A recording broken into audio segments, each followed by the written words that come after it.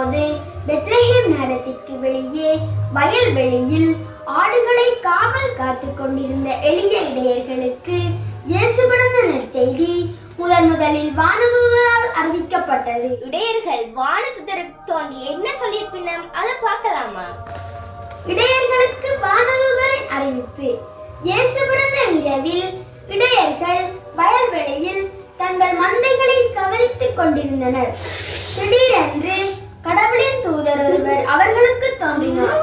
கடவுளின் ஒளி அவர்களை சூழ்ந்ததால் அவர்கள் பயந்து போனார்கள். அப்போது வானதூதர் அவர்களிடம், பயப்படாதீர்கள், இதோ எல்லா மக்களுக்கும் பெரும் மகிழ்ச்சியை ஏற்படுத்த போகும் ஒரு நற்செய்தியை உங்களுக்கு அறிவிக்கிறேன்.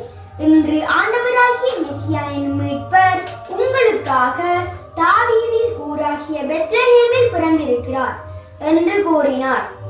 இதோ மேலும் ஒரு குழந்தையை துணிகளில் சுற்றி தீவன தொட்டியில் கிடத்திருப்பதை காண்பீர்கள். இதுவே உங்களுக்கு அடையாளம் என்று சொன்னார். இடையர்கள் குழந்தை இயேசுவை கண்டார்கள். இடையர்கள் குழந்தை இயேசுவை காணுதல்.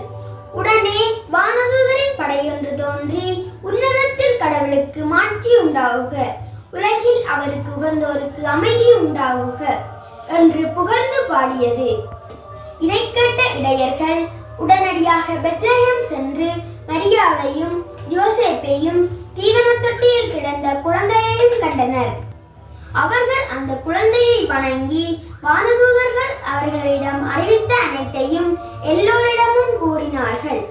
இதை கேட்ட அனைவரும் வியப்படைந்தனர். இடையர்களுக்கான முக்கியத்துவம் என்னென்று பார்க்கலாம். இயேசுவின் பிறப்பு முதலில் சமூகத்தால் ஒதுக்கி வைக்கப்பட்டிருந்த எளிய இடையர்களுக்கு அறிவிக்கப்பட்டதன் மூலம் இயேசுவின் பணி ஏழைகளுக்கும் புறக்கணிக்கப்பட்ட மக்களுக்கும் புது வாழ்வு அளிப்பதாகும் என்பதை உணர்த்தியது. இடையர்கள் ஆடம்பரமின்றி தாழ்ச்சியுடன் குழந்தை இயேசுவை வணங்கச் சென்றனர். இது ஞானிகள் விண்மீனை பின்பற்றி வந்ததைப் போல இயேசுவை வழிபடும் மற்றொரு முக்கிய நிகழ்வாகும்.